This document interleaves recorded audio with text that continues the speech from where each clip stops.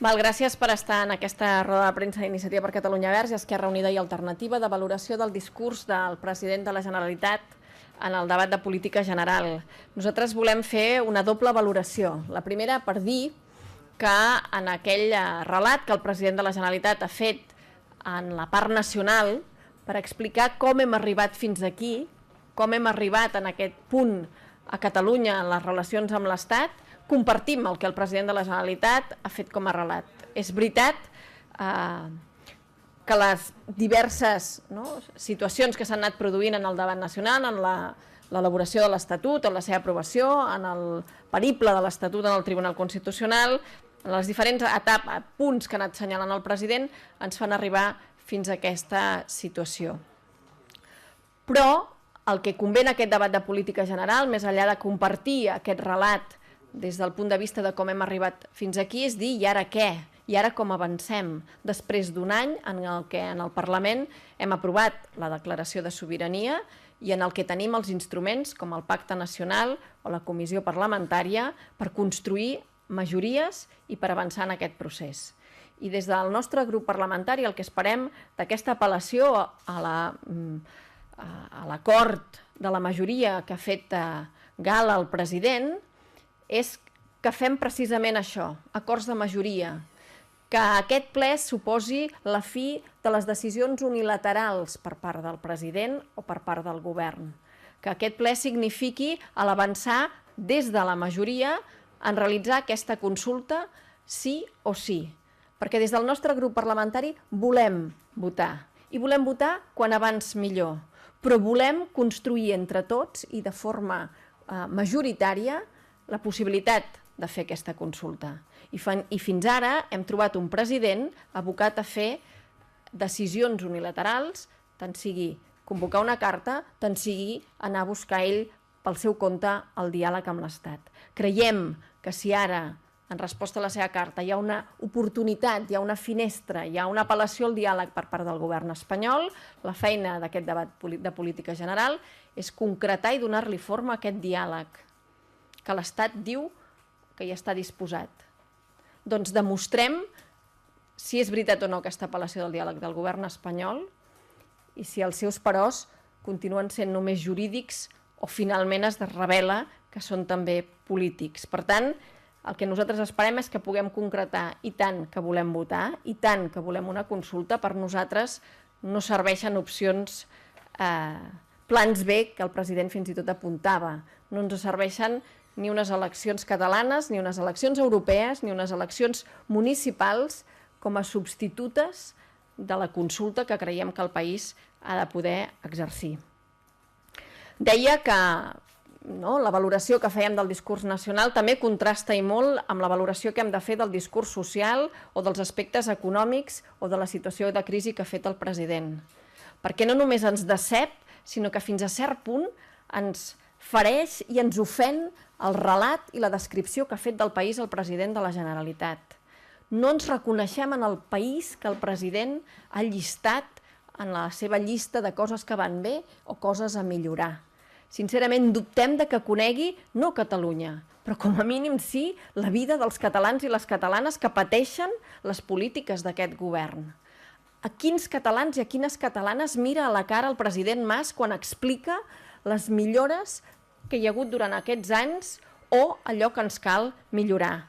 Ens sentim sincerament ofesos per aquest relat que no té res a veure amb la realitat que viuen la majoria dels catalans i les catalanes. Primer, pel que diu respecte al pressupost. No pot continuar enganyant el president de la Generalitat dient que la pròrroga pressupostària estalvia retallades, quan el seu propi conseller d'Economia i Coneixement reconeix en el Parlament que hi ha 2.500 milions de retallades d'ençà de la pròrroga pressupostària. Aquests pressupostos són l'acatament a la política de Montoro, que són també les polítiques d'Artur Mas, ara canviades de discurs i ara amb el suport d'Esquerra al lloc del suport del Partit Popular. El propi president ha reconegut hem retallat el triple del que ens tocava i ha anat bé. I nosaltres li preguntem a qui li ha anat bé retallar el triple del que li tocaven als serveis públics catalans i a les polítiques públiques catalanes. Als catalans i catalanes no els ha anat bé. Com a mínim a la majoria, potser a alguns pocs sí que els ha anat bé aquesta retallada 3 vegades per sobre del que tocava, com el propi president ha anunciat. El president parla de la paga extra dels treballadors públics i ens ha demostrat que els funcionaris de la Generalitat i els funcionaris d'aquest país són els seus ostatges. Estan a les seves mans, a la seva paga extra i el seu salari. Perquè ara ho fa dependre de l'impost de dipòsits bancaris, a si l'Estat el paga o no? Li hem de recordar al president que el nostre grup parlamentari va portar aquest impost de dipòsits bancaris 2 anys abans el que el president es va atrevir a aprovar-lo? I que si es va atrevir a aprovar-lo en el Parlament és perquè ja sabia que no es podria aplicar? Li hem de recordar que no ha parlat ni una sola vegada d'una nova política d'ingressos? On està l'impost de successions, que podria també pagar aquesta paga extra? On està altres figures fiscals que alguna vegada ha anunciat? L'impost de la riquesa, que també va anunciar solemnament i del que no hem sentit a parlar en cap altra ocasió. Per tant, són els treballadors públics els hostatges del president que ara expulsa cap a decisions que no li corresponen. Pot el president parlar de la situació en educació sense ofendre o sense pretendre no ofendre i fer referència només a que el que hem de millorar en el nostre sistema educatiu és l'anglès? Però que ens pren el pèl.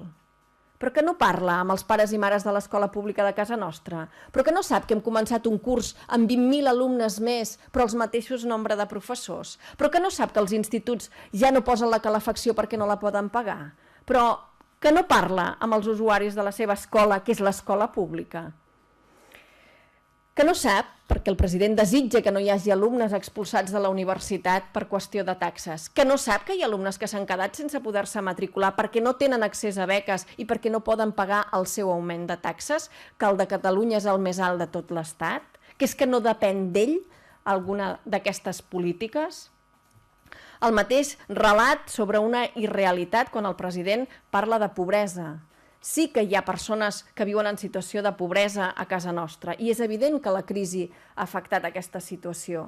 Però la diferència entre avui i fa uns anys, quan també teníem persones en situació de pobresa, és que avui la xarxa social, el coixí social que existia, el seu govern, el govern del president Mas, l'ha tret. On està la renda mínima, on estan les beques menjador per tots els nens que tenen necessitats en aquest aspecte. Per tant, no entenem que el president ens parli d'instruments de diàleg com el Pacte per la Infància, quan ell sap precisament que aquest tipus d'instruments, el pressupost que ell hi destina és 0, o el mateix quan en retallades de salut el que fa el president Mas és eludir les conseqüències de les seves polítiques i del model que hi té al darrere. No només retalla en salut pública, no només retalla en els hospitals públics, sinó que deriva part de l'activitat pública a mans privades. I això no té res a veure amb la tresoreria, sinó amb el model de la salut pública. Però més ofensiu és encara quan el president fa ostentació de la realitat. Ostentació d'allò que no és real, com quan el president parla de que s'ha reduït o que ja hem arribat a un punt òptim en el tema de la destrucció d'ocupació o en el tema de l'atur. 130.000 persones o 130.000 llocs de treball s'han destruït a Catalunya en aquest darrer any. No pot sortir el president de la Generalitat, encara que no sigui ell qui creï o destrueixi directament aquests llocs de treball, a parlar amb satisfacció de l'atur i de la destrucció de llocs de treball. 130.000 llocs de treball destruïts són el balanç d'aquest any, per molt que hi hagi empreses que exporten, per molt que l'exportació sigui positiva, entre altres coses, perquè el consum intern al país ha caigut en picat, perquè la gent no té capacitat de consum, no té capacitat de fer repuntar l'economia. I finalment, pel que fa a les qüestions de corrupció, el president ens parla de la necessitat de transparència i de regeneració democràtica. I ho diu un president que porta més de 2 anys i mig sense debatre uns pressupostos en el Parlament, que ha retallat 2.500 milions aquest any i els que portem de retallades de l'any passat, sense que això hagi pogut tenir un debat públic ni una mirada de cara als ciutadans, als grups polítics o als usuaris d'aquestes polítiques. La millor mesura de transparència que pot fer aquest govern és explicar què està fent amb els pressupostos, explicar quines polítiques està aplicant, a on està retallant i per què. I aquest exercici, aquest govern, no l'ha fet des de fa més de 2 anys i mig. Per tant, menys apel·lacions a la transparència i més concreció d'aquesta transparència que està a les seves mans, en portar les decisions del govern en el Parlament, sigui en via de lleis i no de decrets, sigui en via de pressupostos i no de pròrrogues per amagar-se darrere d'aquesta pròrroga.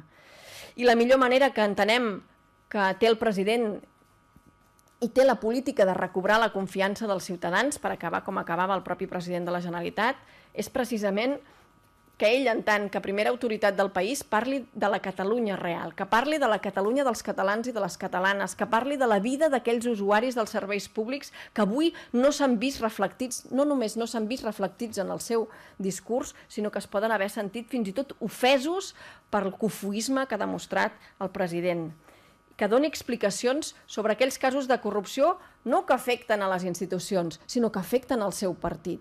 Això és la millor manera de recobrar també la confiança dels ciutadans i les ciutadanes. Que parli del país que existeix i que pateix les seves polítiques i les seves retallades. Aquesta és la valoració que fem des del nostre grup parlamentari del discurs avui del president i, evidentment, demà desgranarem no només aquesta valoració, sinó també les nostres propostes en el discurs del Joan Herrera.